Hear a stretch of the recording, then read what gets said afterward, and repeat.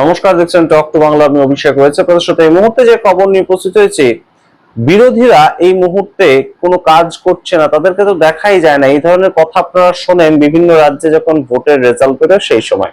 কিন্তু গুরুত্বপূর্ণ বিষয়টা হচ্ছে যে তারা আন্দোলন করলেও সেগুলোকে দেখানো হয় না, কোনো মিডিয়া সেই আন্দোলনগুলোকে কভার করে না, তাই জন্য বিরোধীদেরকে দেখা যায় না। এই ধরনের একটা প্রেক্ষাপট সারা দেশ জুড়ে তৈরি হচ্ছে। তার কারণ ধর্মেন্দ্র প্রধান শিক্ষামন্ত্রী তাকে চণ্ডীগড়ে ঘিরে ধরে একদম তার যে গাড়ির কাফিলা থাকে, সেই গাড়ির কাফিলাটাকে একদম ঘিরে ধরে কংগ্রেস তাদের পক্ষ থেকে একদম কালো পতাকা দেখালো, তাকে ইস্তফা দেওয়ার জন্য স্লোগান উঠলো এবং অবশ্যই পুলিশ কিন্তু বেশ খানিকটা হিমশিম খেলো সেই সময় উত্তাল জনতাকে সেখান থেকে সরিয়ে দিতে। পুলিশ তার কাজ করেছে, ঠিক তেমন ভাবে বিরোধীরাও কিন্তু তার কাজ করেছে, তেমনই বলছেন এই মুহূর্তে পলিটিক্যাল অ্যানালিস্টরা। তার কারণ এই সামগ্রিক ঘটনা নিয়ে প্রাথমিক যে ব্যক্তি কোনো মুখ খুলেছিলেন তিনি হচ্ছেন রাহুল গান্ধী, এবং রাহুল গান্ধী বলেছিলেন ধর্মেন্দ্র প্রধানকে ইস্তফা দিতে হবে। তার কারণ 2024 সালের পরবর্তী সময় আবারও 2026 সালে নিট পেপার লিক ইস্যুটা তৈরি হলো, এবং সেই পেপার লিক ইস্যুটা যে শিক্ষামন্ত্রীর আমলে তৈরি হয় বারংবার, তাকে ইস্তফা দিতে হবে। এই ডাক্তার তিনি প্রথম দিয়েছিলেন, তার পরবর্তীতে ককরোচ জনতা পার্টি তাদের উত্থান, তার পরবর্তীতে আমরা দেখতে পেয়েছি ইন্ডিয়ান ইউথ কংগ্রেস তাদের উত্থান। কিন্তু এই সামগ্রিক ঘটনা নিয়ে ইন্ডিয়ান ইউথ কংগ্রেস যেমন রাস্তায় নেমেছে, দিনের পর দিন আমরা বারংবার সেই ছবি দেখানোর চেষ্টা করেছি।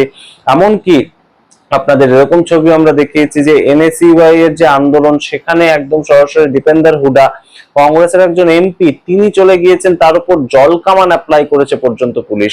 তো এই সামগ্রিক ছবিগুলো কখনোই গদি মিডিয়াতে আপনারা দেখবেন না, কিন্তু গতকাল যে ঘটনাটা ঘটলো সেটা কিন্তু সমস্ত কিছুকে পার করে দিয়েছে। একদম ধর্মেন্দ্র প্রধান তিনি যখন এই আন্দোলনকারীদের সম্পর্কে বলছেন যে সন্ত্রাসবাদীদের বি টিম হিসেবে কাজ করছে এই আন্দোলনকারীরা, তখন কিন্তু একদম সরাসরি এই যে ইন্ডিয়ান ইউথ কংগ্রেসের বিভিন্ন সদস্যরা এবং অবশ্যই রাহুল গান্ধীর সৈনিকরা যারা কংগ্রেস থেকে গিয়েছিলেন, তারা কিন্তু কালো কাপড় দেখিয়ে ধর্মেন্দ্র প্রধান গো ব্যাক, ধর্মেন্দ্র প্রধান ইস্তফা দো, এই ধরনের আন্দোলন করেন।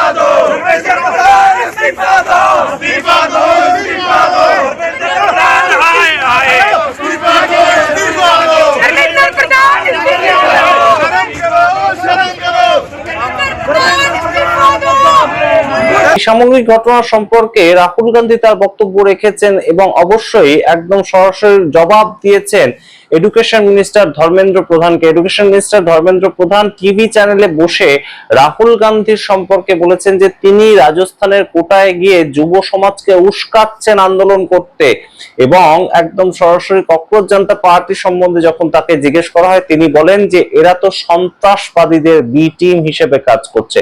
এই যে তার বক্তব্য, সেই সম্বন্ধে রাহুল গান্ধী কি বলছেন একদম আপনাদের কোট আনকোট পড়ে শোনাচ্ছি। রাহুল গান্ধী বলছেন, ক্ষমতার অহংকারে ডুবে যাওয়া মোদী সরকার এখন এমন পর্যায়ে পৌঁছেছে যে নিজেদের অধিকার, ন্যায্য পরীক্ষা এবং নিরাপদ ভবিষ্যতের দাবি করা ছাত্রদেরকেও শিক্ষামন্ত্রী আতঙ্কবাদী বলছেন।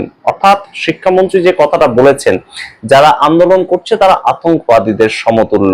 এবং তার পরবর্তীতে তিনি বলছেন, একটু ভেবে দেখুন যাদের ব্যর্থতায় এতগুলো পেপার লিক হয়েছে, যাদের শাসনে 20 জন শিশু আত্মহত্যা করেছে, যারা কোটি কোটি যুবকের ভবিষ্যৎ অন্ধকারে ঠেলে দিয়েছে, তারাই আজ ক্ষতিগ্রস্ত ছাত্রদের এবং তাদের পক্ষে কথা বলা মানুষদের সন্ত্রাসবাদী বলছে। অর্থাৎ কোথাও গিয়ে ককরোচ জনতা পার্টি তাদেরকেও কিন্তু পক্ষান্তরে সাপোর্টই করছেন রাহুল গান্ধী, এবং অবশ্যই বলছেন যে ছাত্রদের পক্ষে কথা বলা আন্দোলনকারীদের তিনি সন্ত্রাসবাদী বলছেন।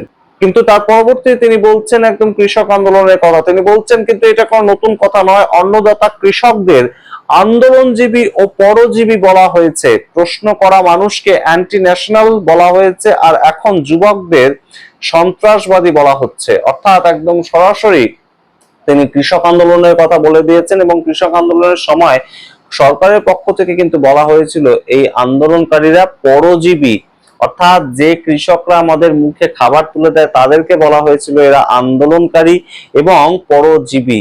এবং তার পরবর্তী তিনি বলছেন যে এখন যারা যুবকদের কথা বলছেন তাদেরকে সন্ত্রাসবাদী বলছে দেশের সরকারের থাকা শিক্ষামন্ত্রী।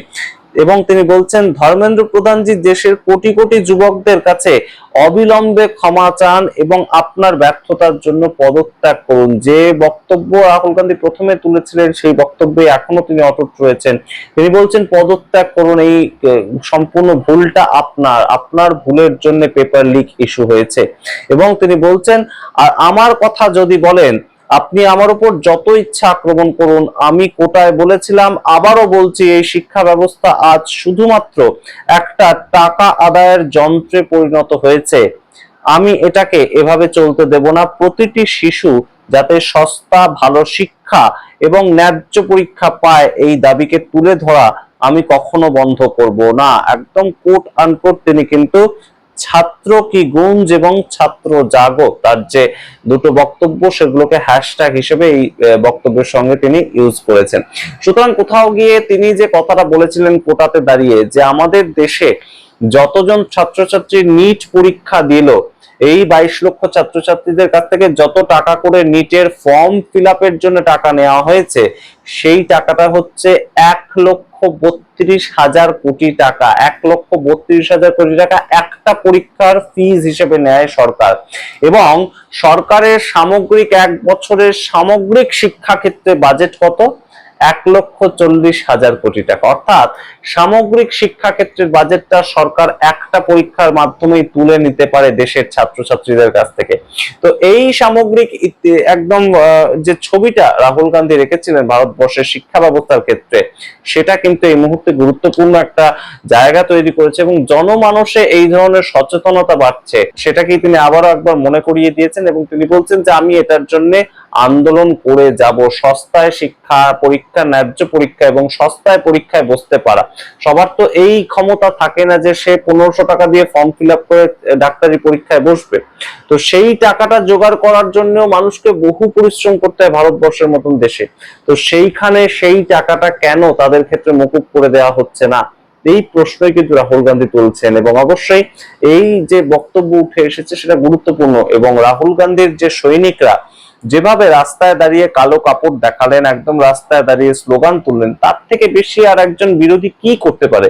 তারা তো সংসদে আওয়াজ তোলা, রাস্তায় আওয়াজ তোলা, তার থেকে বেশি কিছু করতে পারবে না। এখন সেটা দেখাবে কি দেখাবে না বিভিন্ন মিডিয়া, সেগুলো তাদের বিষয়। কিন্তু অবশ্যই রাস্তায় যে বিরোধীরা রয়েছে, সংসদের অভ্যন্তরে বিরোধীরা রয়েছে এবং এই বিষয়গুলো নিয়ে চর্চা হচ্ছে, আলোচনা হচ্ছে, প্রতিবাদ দেখানো হচ্ছে, সেটাই কিন্তু বিরোধীদের কাজ। এবং তাই জন্যই দেশের মানুষ কিন্তু বিরোধী নির্বাচন করে।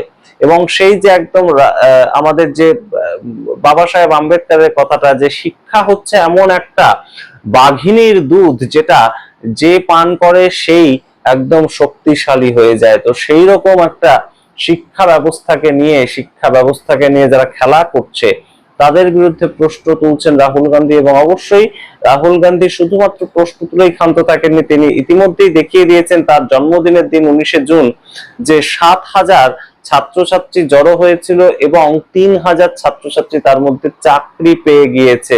অলরেডি 150টা কোম্পানিকে ডেকে একটা মেগা জব ফেয়ার করে যে ছাত্রছাত্রীকে চাকরির ব্যবস্থা করে দেওয়া যায় সেটা তিনি করে দেখিয়ে দিয়েছেন।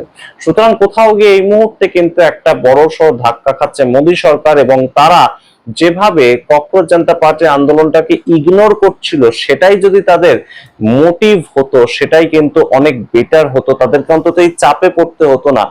একদম নিট পেপার পরীক্ষাটা হয়ে যাওয়ার পরবর্তীতে, এক্সামটা হয়ে যাওয়ার পরবর্তীতে যেভাবে ধর্মেন্দ্র প্রধান গা ঝাড়া দিয়ে বেরিয়ে এলেন এবং তিনি বিভিন্ন চ্যানেলে বসে ইন্টারভিউ দিতে শুরু করলেন এবং যা ইচ্ছা বলতে শুরু করলেন ককরোচ জনতা পার্টি সম্বন্ধে, সন্ত্রাসবাদী এবং রাহুল গান্ধী ছাত্র যুবদেরকে উস্কাচ্ছে, এই ধরনের কথা, সেগুলো কিন্তু কোথাও গিয়ে রিফ্লেক্টেড হচ্ছে। এবং তার গাড়ির সামনে এই যে একদম কংগ্রেস পার্টি পতাকা দেখিয়েছে, কালো পতাকা দেখিয়েছে, আন্দোলন করেছে, সেটা কিন্তু তারই একটা রিফ্লেকশন, তেমনই কিন্তু মনে করছেন রাজনৈতিক পর্যবেক্ষকরা। আপনারা সামগ্রিক ঘটনায় কি মনে করেন অবশ্যই কমেন্ট বক্সে কমেন্ট করুন। বিরোধীরা কি বিরোধীদের কাজ সঠিকভাবে করতে পারছে? আপনাদের চোখে কি মনে হয়?